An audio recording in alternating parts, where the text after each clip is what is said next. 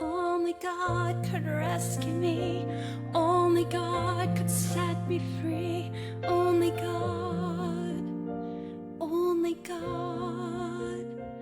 Only God.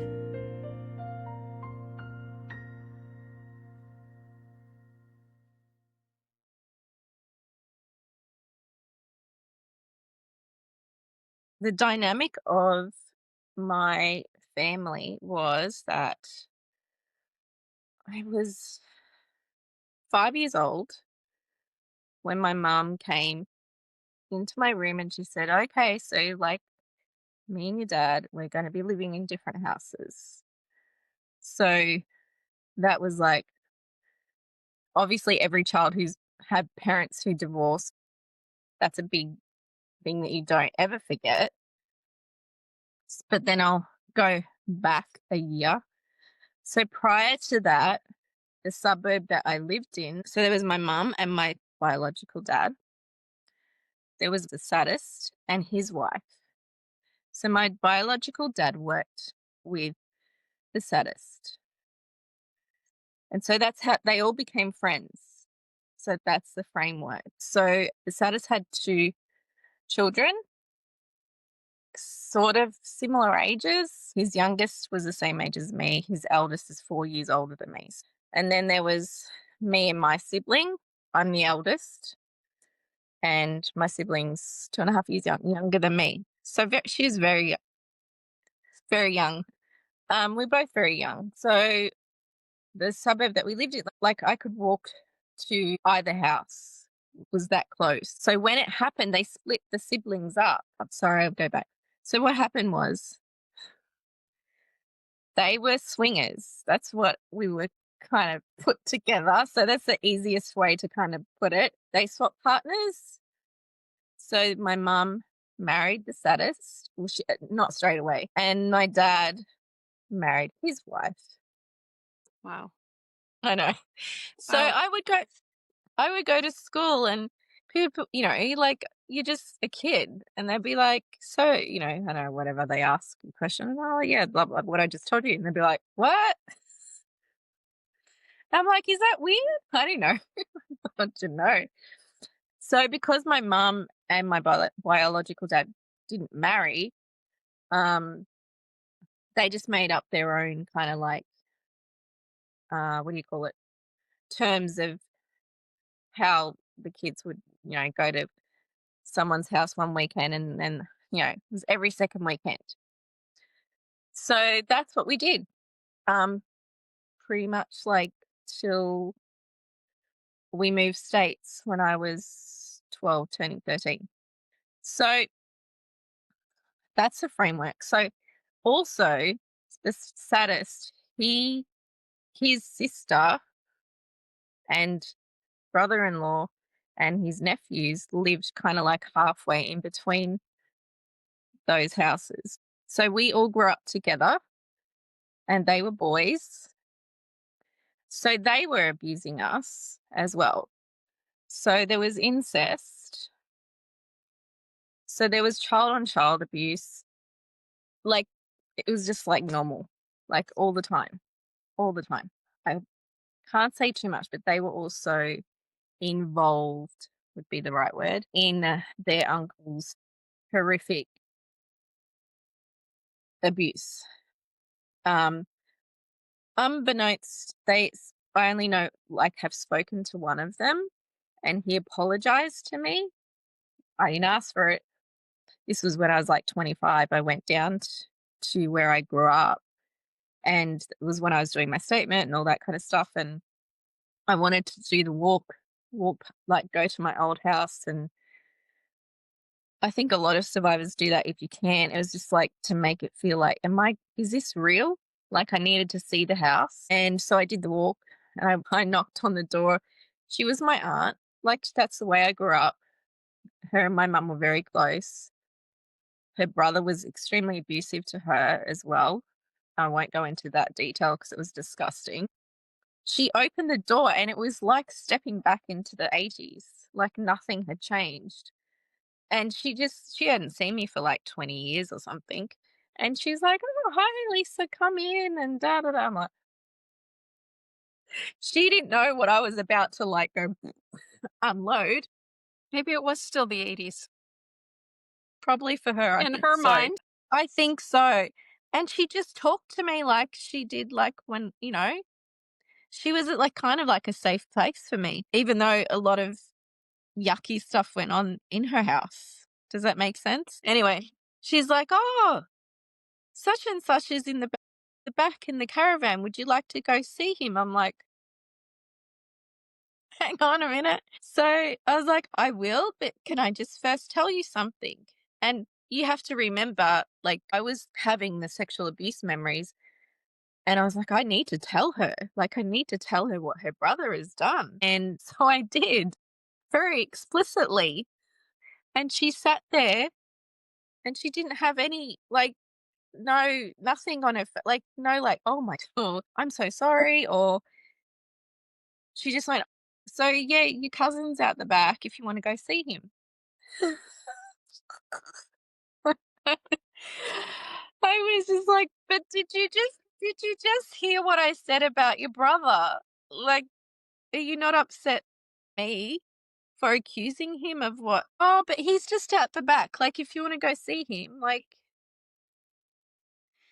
okay." I was like, "Okay, I'll say goodbye when I come back." So I go, I this is all like, I know it's going back and forth kind of, but so I go, this is another kind of like a confrontation, but this wasn't one that I planned. So he's sitting there, and when he was a kid, he was one of the like main abusers out of all the kids, and he was a little bit older than me, and he would rock back and forth like all the time. And I used to be like, we'd be watching cartoons. I think that's odd. I don't think that's normal that a kid would be doing that.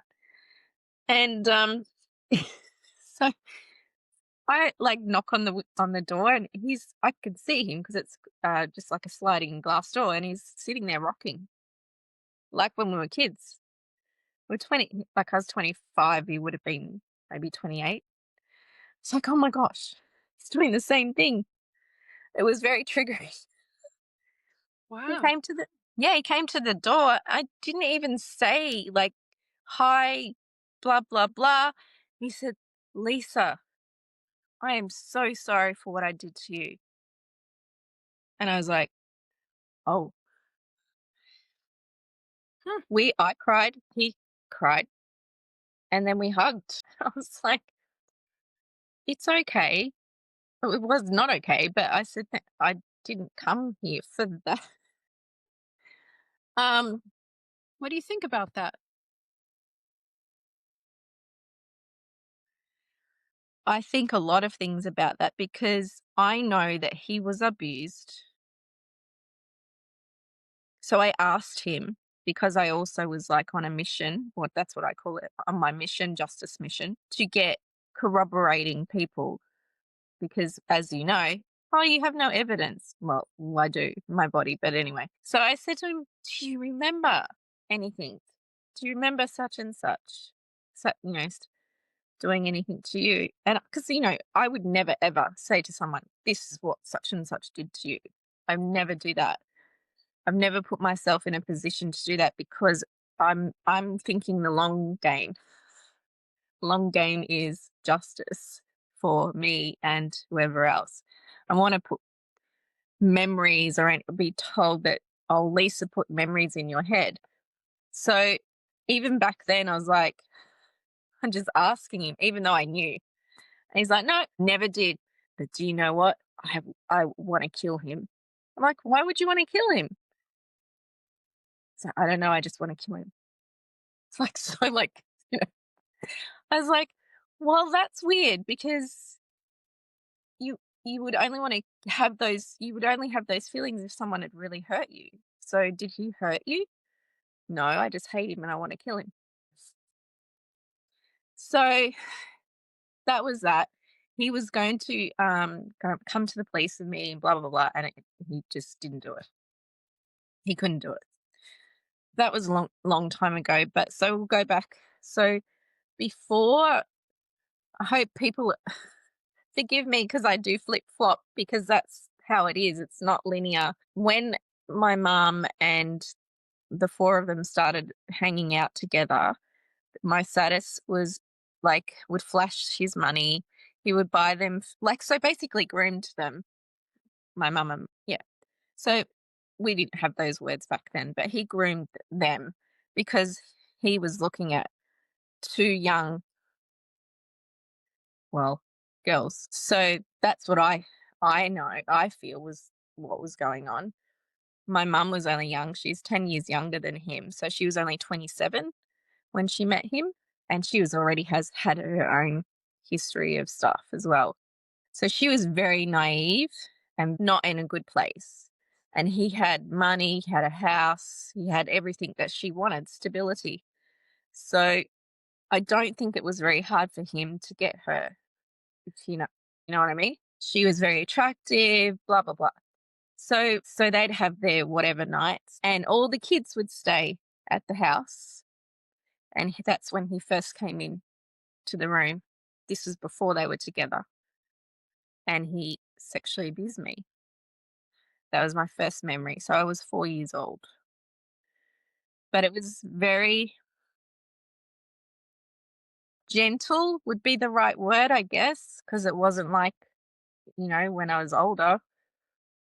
So it was, what they do is like it's grooming. And he knew that I was a very quiet kid. My other sibling was not. So to some extent that saved her. So that started to happen on a regular basis. And to my sibling, but I can't really go into that because if this ever got seen, blah blah blah. What I would do would always put myself forward, even like with the other children. I'd be like, "Yep, so just leave them. I know how to disconnect." It's not like being a hero or anything. It was just like that's just what I needed to do because I didn't want them to get hurt. When they like did sort the houses out, stayed at that house, the saddest house with my mum, and I went over to my biological dad's house. They separated the kids, which was so bizarre to me. Still is. And so I lived with my biological dad for a little while. I don't know how long. I don't remember the abuse with him. I was later, like not early, but it was very psychological. And he was always very, what do you call it, like sexual in nature, like the way he would speak to me, which was like, that's sexual abuse, even if you Sure. don't touch them. Yeah. So I had that from both of them. So I think I've kind of come to the conclusion, well, not really, but that they were actually, because they all pretended to kind of hate each other. There's this feud between the four of them, and like, the classic, oh, what did your mum say, or what did your dad say, or But I believe that they all were still friends. Yeah. So they did that to us to make us feel like there was no safe place. There's no, Right. like, home that was safe to go to, or someone that we could tell what was really going on. So that I think that was definitely organized, like you said. Um, they just seemed like to anyone else in the community, like, very, like, normal family, like, almost lower class, like, not even but the saddest, he even though we lived in a suburb that wasn't very wealthy or anything like that. He had a lot of money and he would show it. And he was a truck driver, so you can't get that much money from truck driving. No. And he would make sure that we had the ugliest clothes. As soon as we moved in with him, he made my mother and me and my sibling get a haircut. all cut off. That's why I still have long, like, it's like a rebel, like, F F you to you. Like, I will have my hair however I want. So, it was a form of punishment because everyone would think we were boys. And I know Oh, the '80s were ugly haircuts, but for us, it felt like a form of control, that he controlled, like, what we wore, and my mum would be draped in diamonds and, the fanciest clothes, and but not us. So, yeah, it was not just the sexual abuse, it was everything. The house would have to be, it was immaculate. I was the cleaner. I did all the cleaning. I had to do, like, because my mum was, your poor mum, like, she has to do everything. I was, like, 7 years old or whatever. I was ironing and doing all the things. I don't ever remember my house ever being messy. Like, I'm looking at my bedroom now. You can't see it. It's not dirt, it's messy. I have stuff. I don't ever remember being in that home because we weren't allowed to sit on the bed. Like, like, unless you could only go in there, like, if you were going to sleep. So, like, it just sounds like a joke. When I have my kids, they gonna lay on their bed. I don't, if they want to, have their toys sprawled out on the floor. It was just so, like you said, the elephant in the room. It was just so, like, to me, it was so obvious. I'm like, how can people come to this house and not realize something is wrong? They have two kids, well, actually four, like, coming and going. And it's just like, doesn't even look like children live here. that's scary. It was very scary. Like, because even the way our house was, we lived, like, it was long, so we lived down, like, one end and they lived up another end, and, like, he would drag me out in the middle of the night of bed regularly, and I'd have, like, what do you call it? Like, not carpet burn, but something like that up my legs because I was always, like, feisty, but quite feisty.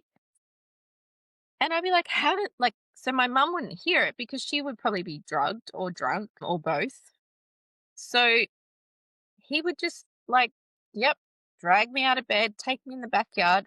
Where we grew up, was very cold. So winter where I live now it's not really a winter. It's not cold, but yeah, it's just I can't go down to that state in winter, I don't think, and not be triggered because he would just, like, abuse me and then leave me because he knew that I wouldn't say anything or, tell anybody essentially. So I learnt very quickly how to look after myself. We had our own bathroom, which was unusual in the '80s as well, considering where we lived. So I would just have a bath, go to bed. Sometimes if the bed was full of, and I don't know if you do trigger warnings, full of the next day, I don't know, I had a new mattress.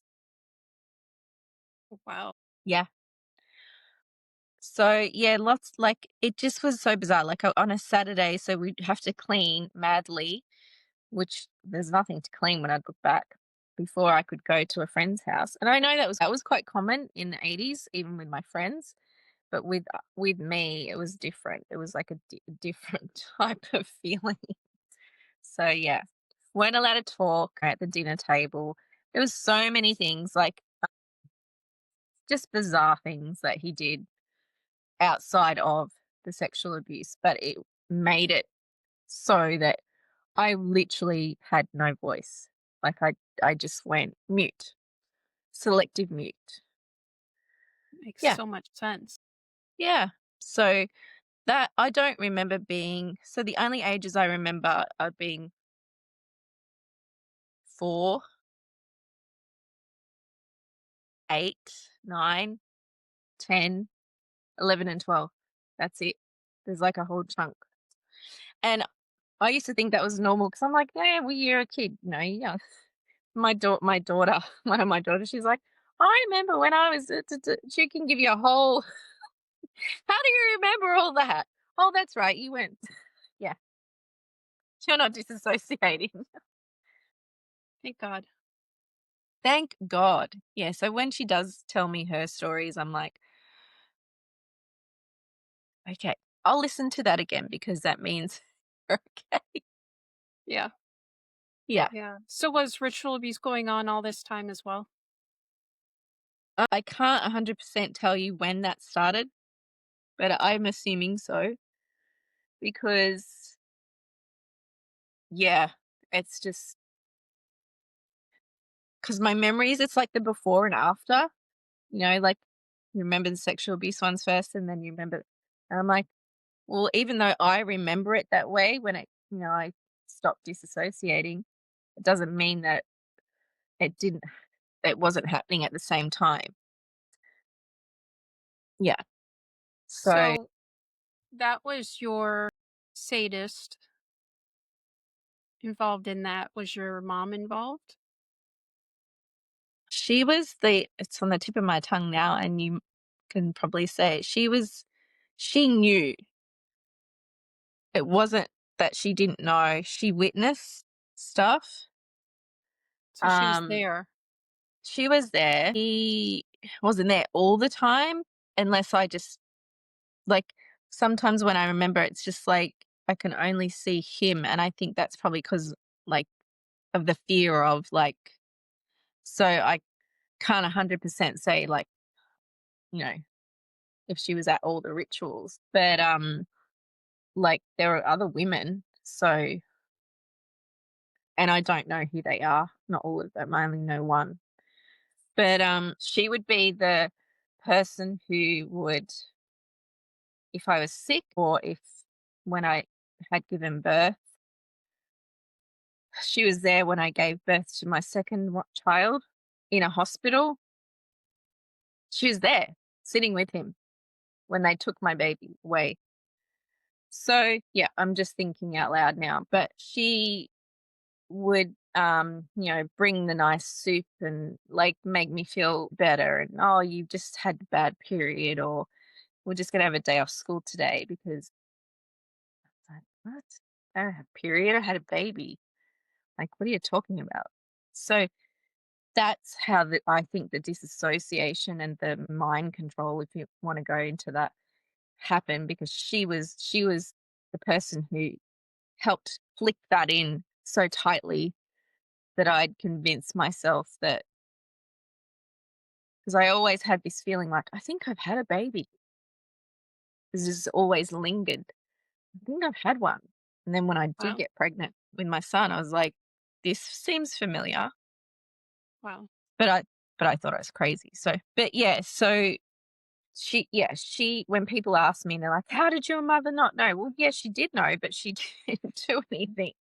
And also, and I'm not defending her, I do remember us sitting on the front steps of our house with our bags and whatever. So she did try to get away, but she back then she didn't drive. You weren't allowed credit cards. Women weren't allowed to have. Yeah, it was a whole. So yeah, but she could have asked for help in my other family. So like my nana, which was my biological dad's mum, she was my safe space. And my kids kind of get a little bit like, we know how much you love her, but surely she would have known. I'm like, I think she did know, but it's generational. She would say to me, I don't like him, the saddest. I don't like him. She would never come and visit us at that house. And she only lived around the corner as well. So I'd be like, well, why don't you like him? She's like, I just don't like him. I knew why. Was your biological dad a part of it at all? That I think that's the next layer that's gonna come, and I don't want that. He did abuse me, sexually abuse me. Those memories came much, much later, 2011, and that was like I don't they weren't like to compare. I even say this to people, like, would never compare, but I can com his he wasn't as sadistic.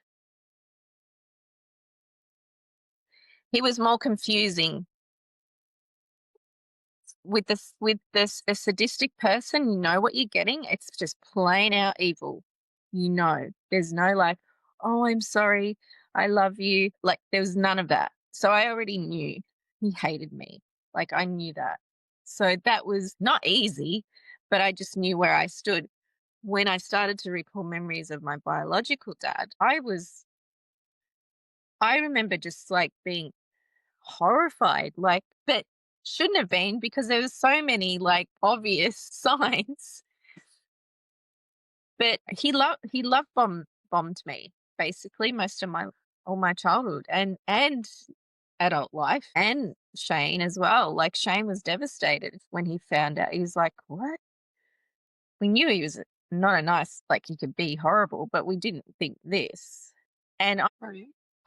the reason I think that I pushed that one down for so long was because I'd heard someone say, "If your biological dad sexually abuses you, you will die."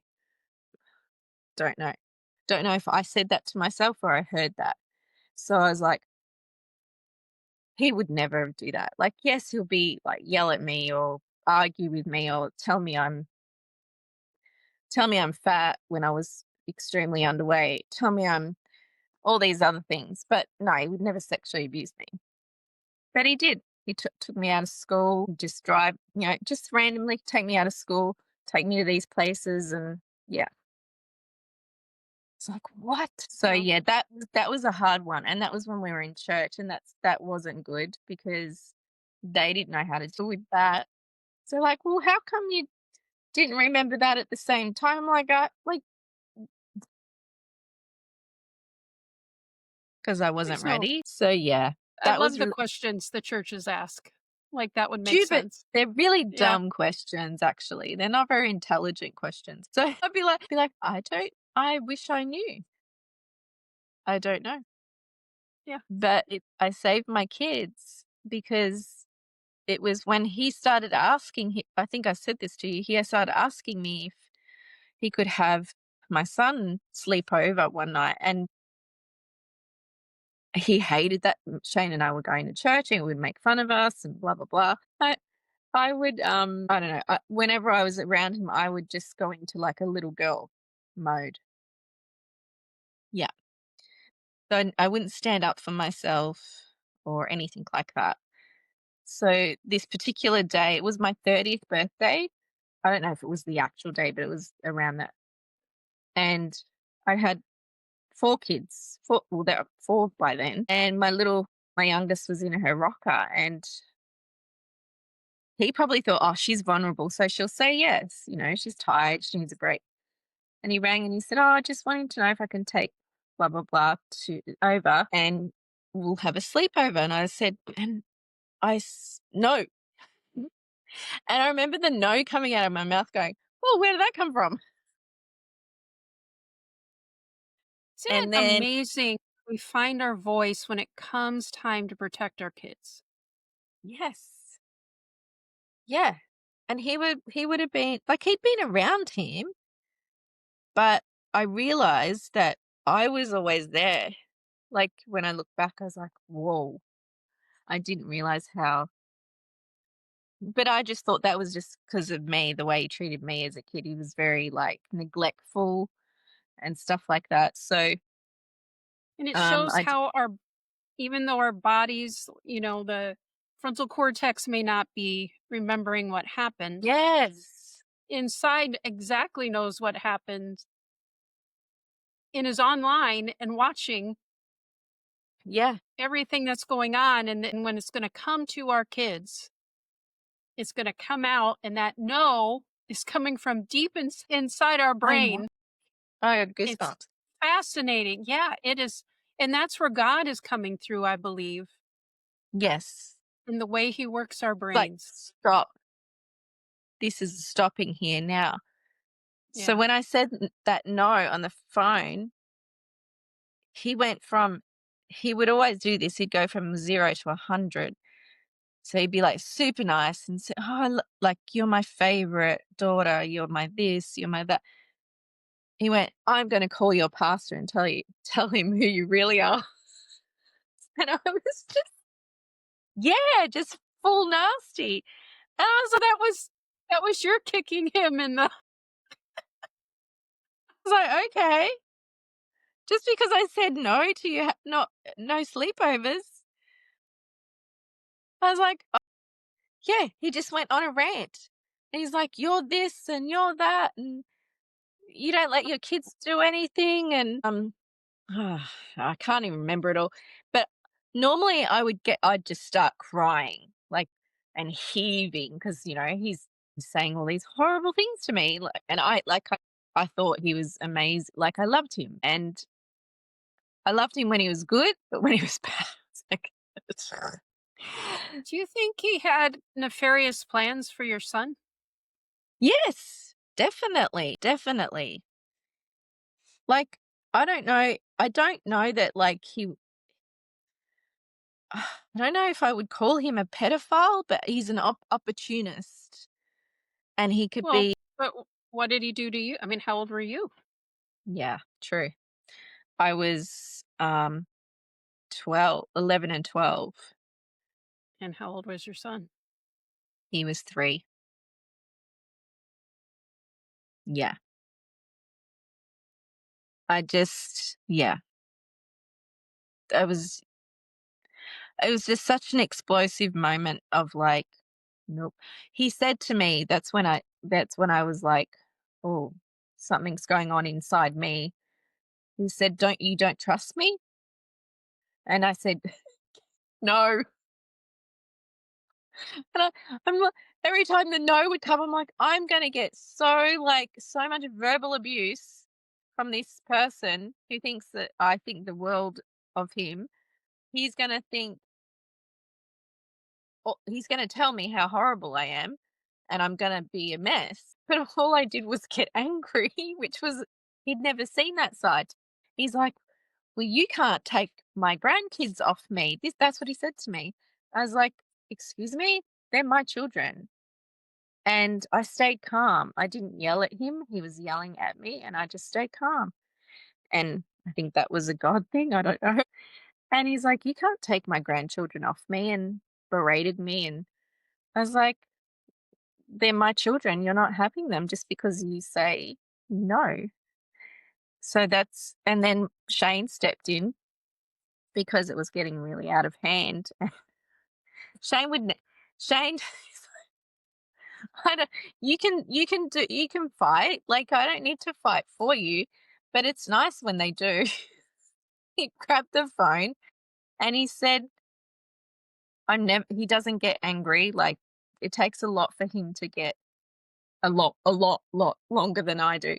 He's like, "Hey, you're not having the kids sleep over.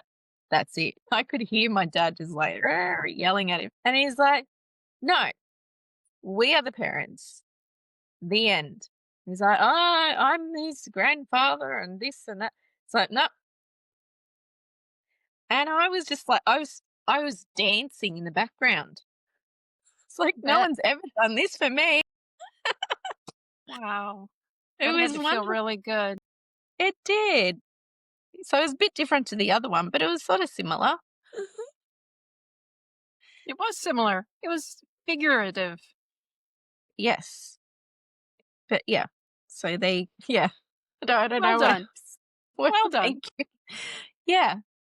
So that's when we cut contact with him as well. And I went to the police. And Good. that's a whole nother. But that was good. It felt good to do that, to report him and just say, "Look, this is what he did." Just he got arrested, but they couldn't Oh, charge him. Yeah, he got good. arrested. Good. Well, at Yeah, he least had that to one go. got started. It did, and they're gonna work on that one as well eventually. I'm like, I don't know. I can't even. I've blocked with him. I remembered, and then I blocked it back out again. So Yeah. that's why I can't really. But with the other one, no. Yeah. Well, I It's I love how you press charges. Yeah. Well, I didn't find out, like, because of the language around police language. I've had to learn a lot of stuff. Um, he that detective, he was amazing, and we're still friends now. Like, he checks in on me. Yeah, he no longer works, but he's like, "If you ever need anything, like regarding your case, I'm always here for you." So that was great. So Shane and I got to thank him and stuff, and he tried to do his very best. He did Good. more than anyone else had done. And so when I was doing the current one with the other detective, he goes, "Oh yeah, your dad was arrested." I'm like, "Huh? What?" I was like, "What do you mean?" He's like, "Are you serious?" Like, this was like obviously a long time afterwards. And he's like, "Yeah, he was taken into the police station." And I said, "Oh, yeah, he told me that, my detective, but I think he didn't make light of it. He just was like, yeah, I questioned him and stuff. Like I didn't know it was just to know that he'd been arrested was such a great feeling. So yeah. Yeah. Yeah. They had to let him go, but like it's still good. Yeah. All my family, my other family was not very happy about me. Like they're very angry at me. So Good. it's like, well, I don't care. Good. Yeah. I'm telling the truth. Yeah. But yeah. And that's a common theme. You know, when we do speak out or the other ones don't and they say, "No, I don't remember anything. Everything was fine." I'm like, "No, it's not. It's not fine because you don't talk to this person or that person. Why don't you talk to those people?" "Because I just don't like them." I'm like, "That's not a good enough reason for me." Don't just cut someone out of your world. Just, like give me a proper reason. So there's so much the frustration. I come back to that circle again of the frustration of feeling like I'm the only one who has the guts, or I don't know what you want to, or just not even the guts, just to tell the truth. Like this happened. Can we not like make it Lisa be the creep? Like they just say, "Oh, you just need to go on medication and you're crazy and you're this." I'm like, "Yeah, I do because of what you did to me.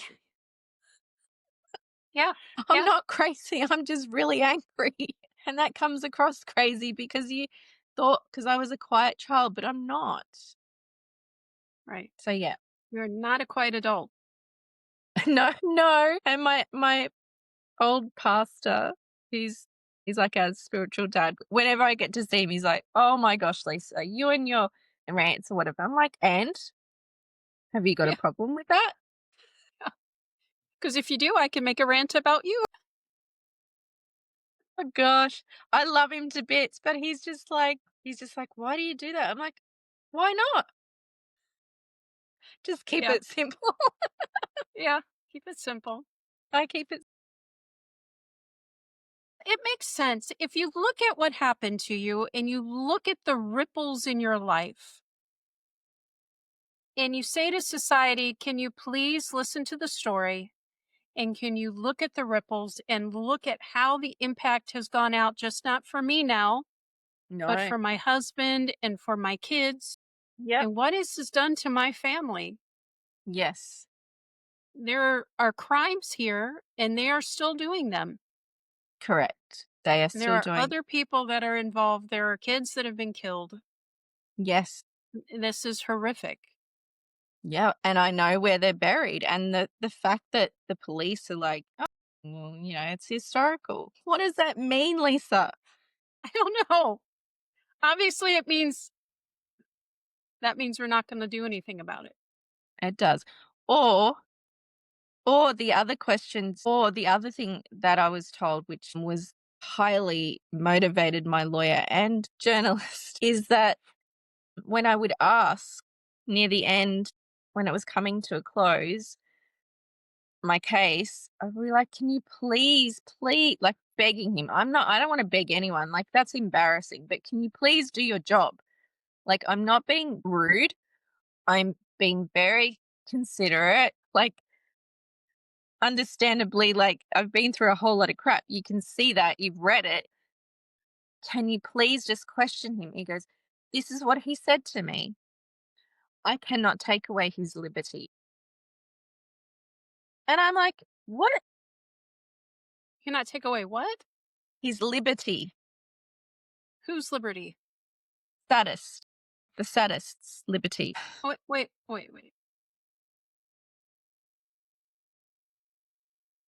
Why? was the question. But he would, because they word salad, police word salad. You would know this.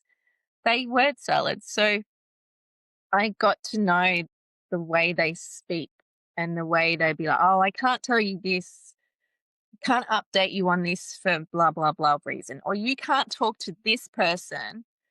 Like, I couldn't talk to some people in my family because they were going to be questioned. So they now, because of that, they don't talk to me. They don't talk to me because, like, but they don't even know why. I was told not to talk to them because it could, harm my case. That never happened. But when he said at the end, I said, yeah, but he said, no, he was spoken to, or questioned, sorry, is the right word. I said, no, he was not questioned because we have, like, it's in different states. So I know that he wasn't questioned because I was told by the police constable at the time that he said when she went to question him, he said, no, I need a lawyer. So he wasn't questioned. And that was what, 26 years ago. And I said, but he hasn't been questioned in the state where most of the crimes were committed, which is in a different state to where I live now. And that was the answer he gave me. He just said, oh, I can't take away his liberty. And I said, what about my liberty? He took he didn't care about my liberty. He took it whenever he wanted. It's in black and white. So yeah, it's just it's a cover up also. Like, I don't think that's a hard place to end up at when it keeps coming to the end, when you're told in the beginning, we could get him on at least 80 charges. That's what I was told. And then when we got 2 years in, it was like, then I started to get questioned, but not nice questioned. Questioning like, are you sure you're okay? Do you want to put it off for another year? Is your mental health doing okay? Boy. I said to him, do you want a counselor? He'd be like, I said, no, I don't want a counselor. I just want you to do your job, please. And then I'll get a counselor. But they're doing this to get you to drop it, and you're Yes, not dropping it. Shane and I would just sit there and go, what on earth is he doing? He is trying to get me to stop doing this. I'm not, Yeah, it the is. more I've got so much evidence of it as well, which I'm proud of me for keeping on my evidence of that stuff, Good job. that yeah, he's going to get in trouble one day for his not doing his job properly. Put it that way. You're doing good. Your ongoing quest for justice, I think, is very important. Well, I think it's very important because I think for you and I, and I'll go back to, because our timeline is pretty much almost the same of when we started recalling the stuff. We had nothing, like Right. nothing. So I made a promise to myself that if I could help anyone in my situation, I would. Like, and I wouldn't, like, I'm stubborn, Lisa. I don't know if that's part of our name or like, I'm very stubborn. So, like, my husband will tell you that. He's there. Like, yeah, so stubborn to a fault in And I think that's good what it and bad. takes. It's what it takes, because if you can change the police system Yes. by your tenacity. Yeah, I just want to be a thorn in their side. And I think I I have. I think you have. I think I have been. I'm not going away. Like, I'll tell you one more story because you probably wanna wrap it up at some point. When they this detective, the one I just told you about, the Liberty thing, I was, like, so upset, as you can imagine. I was numb for probably about a month. I was just like, I didn't feel anything. I was just like, "Ugh, just happened again." Um, and then, then it starts the roll the roller coaster starts again. I was like, "You know what? I can't." Yeah, like I told you, I can't let this thing go. I know where they live. I'm not gonna I'm not gonna break the law because that's not worth it.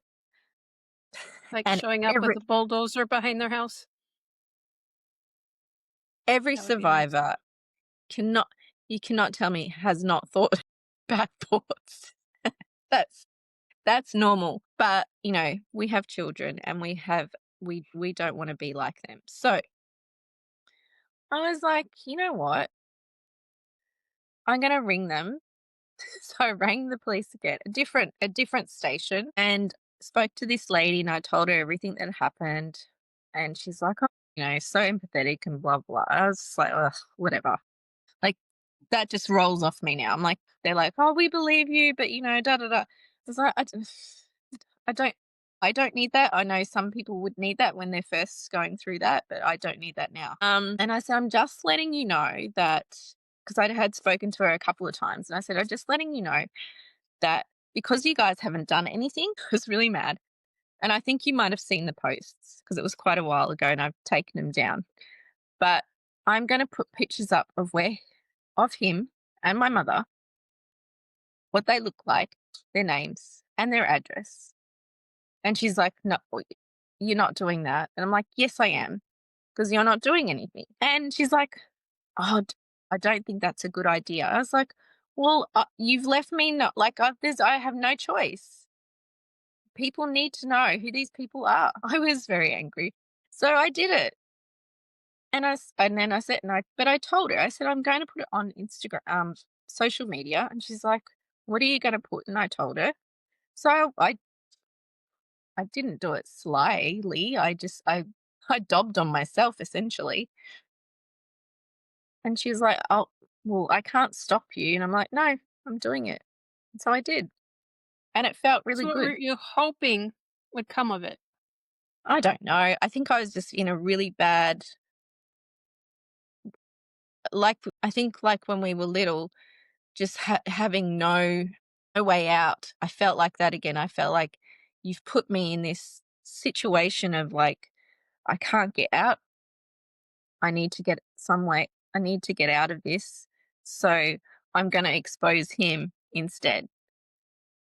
Like I'm sick of being told that you can't talk about it to anyone for two years. Like I was not allowed to say anything to one of my best friends. I couldn't speak to her about it and or just speak to her in general just in case. Like so I was like, no, I'm done.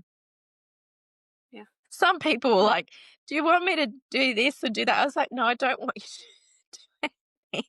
I just yeah. want you to know that's what he looks like."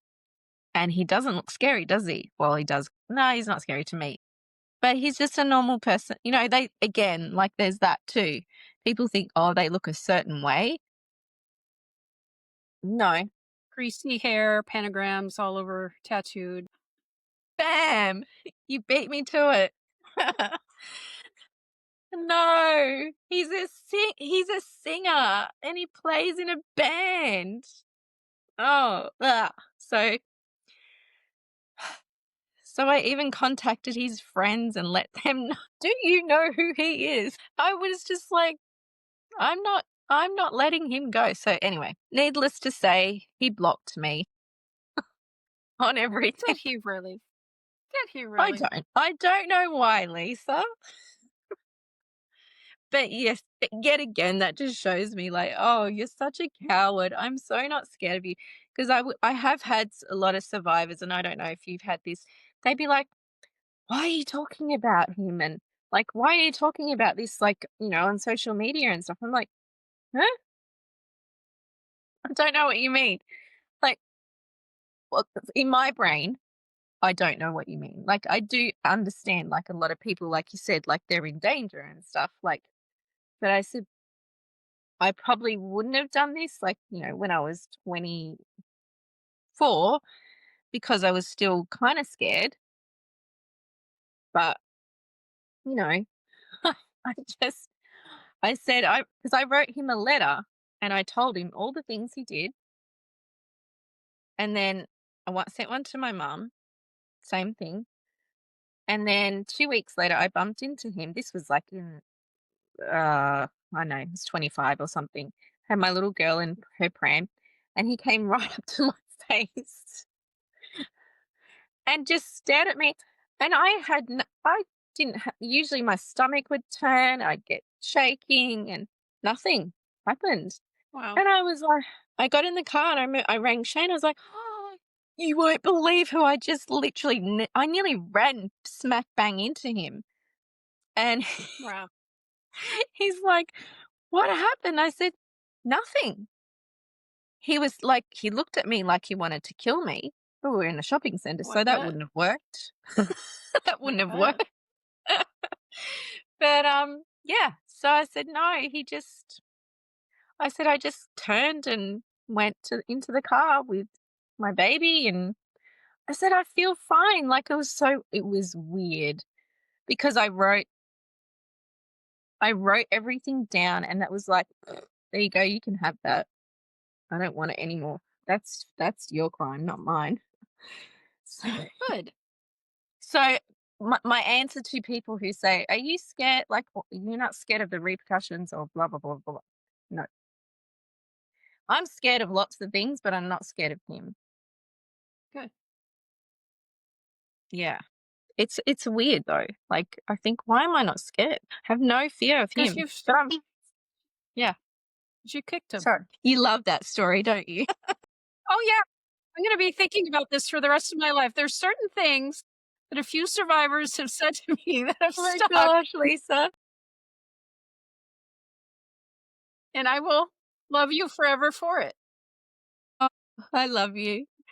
That you love. Oh, I'll just when I think of it, I'll imagine you next to me just laughing hard and going, Yeah, "Yes, thank absolutely. you." Yay, Lisa, go yes. Can you do Thank it you. again? Sure, sure. If you Oh, need me I to. love it. No. I love So, it. I do. yeah, I love it. But yeah, no, so we can be afraid of all sorts of things, but we don't need to be afraid of them anymore. Well, that's what I don't I think we're doing is we're staring them down. Yeah, I know for a fact, and I know your dad would have been extremely afraid of you because we hold the Well, truth. yeah. Yeah, we do. The fact that they knew that we then knew, that was game over then. So even though they called us all the things under the sun and tried to rip families apart and make you the bad person in your family, it didn't work. Right. And they can't start killing us because they can't drop bodies all over the place. You think about it. So, uh, like, I'm like, it's not it's Think about it. There's too many of us. there's too And many there's now. too many of us speaking out. Yes. And And that that would call more attention. definitely. Well, it just validates it, doesn't it? It's like, It see, would. it happens not Indiana, but happens in the US. It happens in Australia. Happens in the UK. Like, it happens everywhere. It's been happening. Everywhere. Like, you pick up your Bible, it was happening then. We have over 80 countries listening to this podcast. Oh my gosh, So what does that say? exactly. Well, the saddest is from the Netherlands, and yeah, that's a hotspot. Yeah. Yeah, it is. Yeah. So Poland I is another one. yeah. It's scary. Well, yeah, But one thing I really appreciate about you, both of us started this journey in 1999, same we time. did. Yeah, we did. And there was nothing. I mean, there was no information. So you and I both learned by experience. We did. And you are putting your life out there for everybody to experience with you. And I appreciate that. There's a vulnerability there. There is strength there. There is courage there to say, this is me. This is my Thank life. Would you live it with me? Would you experience it with me? Would you learn with me? And that is powerful. And I appreciate you doing that. Thank you for I appreciate educating you. society for those that will listen and for those that will join you on the journey. And that's helping all of us. Thank you. Thank you, Lisa. And I can't talk because I don't want to cry because I'll rip my makeup. I never do wear it anymore. So you have done that and you continue to do that for me personally and the 80 countries that are watching. You might never ever get to meet all the people that you have probably kept alive by sharing your story or sharing others' stories. So thank you.